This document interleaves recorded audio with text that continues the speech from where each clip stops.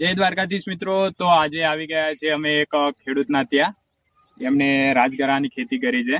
તમે જોઈ શકો છો એક છોડ માત્ર. આ રાજગરામાં અલગ અલગ ક્વોલિટી હોય છે. એક લાલ કલરનો છે અને એક વ્હાઈટ કલરનો. તો આપણે તો આના વિશે કઈ નોલેજ છે નહીં, પણ ખેડૂતને પૂછી લઈએ કે આ રાજગરો કેમ એક લાલ ને એક આ વ્હાઈટ ને એવું બિયારણમાં કેમ ડિફરન્ટ છે. બધું તમે લક્ષ્મણભાઈ બતાવજો ને. આખા ખેતરમાં અલગ અલગ છે. તો આપણે ખેડૂતને પૂછી લઈશું કે આ રાજગરા વિશે તમામ માહિતી ખેડૂતને પૂછી લઈશું. મિત્રો આપણા જોડે ખેડૂત જોડાઈ ગયા છે. એમનું નામ ઠાકોર અશોકજી ચેનજીજી, ગામ હજુજા.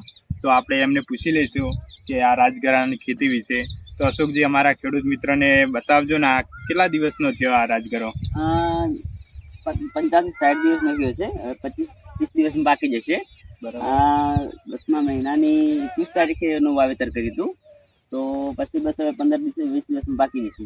આનું ઉત્પાદન બહુ સારું શિયાળામાં મળે છે અને બાકી આનો ભાવ પણ ગંજ બજારમાં સારો રહે છે. બરાબર.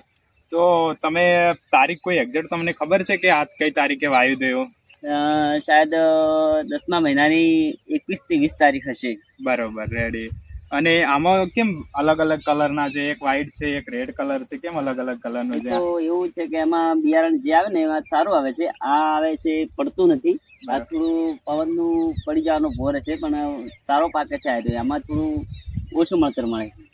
ઉત્પાદન ઓછું મળે, પણ એ બિયારણમાં બધું આવી ગયું છે. અને કોઈ આમાં તમે ખાતર નાખ્યું કે નહીં નાખ્યું? ખાતર યુરિયા જ નાખ્યું છે, બીજું કઈ જાજો ખર્ચો આવતો નહીં. બરોબર. અને આ આપણે પહેર્યું હતું કે?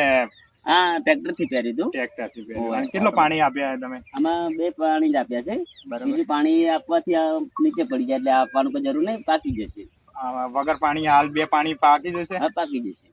તો ખેડૂતો, આપણા એક ખેડૂત એમને જે રાજગરાની ખેતી કરી છે, તો પણ શું કે અમારા ગામડા વિસ્તારમાં કોઈ એગ્રોના અભાવના કારણે કોઈ રાજગરા વિશે કોઈ અનુભવ હોતો નથી. તોય છતાં ખેડૂતો આ ખેતી કરી રહ્યા છે. તો એમના માટે ખૂબ ખૂબ આભાર કહેવાય. કારણ કે કોઈ પણ યોજના કે કોઈ પણ અભાવ હોય છે, કોઈ પણ ખેડૂતને કોઈ માર્ગદર્શન હોતું નથી એમ આ ખેતી વિશે. તોય પણ નવી ખેતી કરી રહ્યા છે.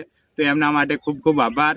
અને કોઈ બી તમને કોઈ રાજગરાની વિશે કોઈ સારું બિયારણ હોય તો એમને પણ આવતા વર્ષે વાવવાનું છે. તો તમે કોઈ બિયારણ હોય તો લખી અને વોટ્સઅપ કરજો, યા મને ફેસબુકમાં કોમેન્ટ કરજો.